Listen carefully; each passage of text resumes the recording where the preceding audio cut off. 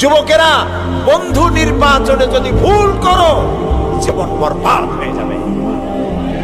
তোমার বন্ধু যদি হয় সিনেমা খোর, ফেন্সিডিল খোর, চোর, ডাকাত এবং পরের মেয়েদের পিছনে ঘুরে ঘুরে বেড়ায়, তোমার বন্ধু যদি এরকমের পল্টু মার্কা হয়, তোমার বন্ধু যদি হেরোইন খোর হয়, তোমারে তা খাওয়াবে।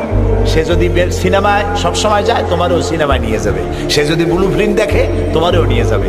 আর তোমার বন্ধু যদি নামাজি হয়, সত্যবাদী হয়, একদিন না একদিন তোমাকে মসজিদে সে ঢুকাই ছাড়বে। এই জন্য ভালো মানুষের সাথে বন্ধুত্ব করো, পরীক্ষা করে নাও কে তোমার বন্ধু।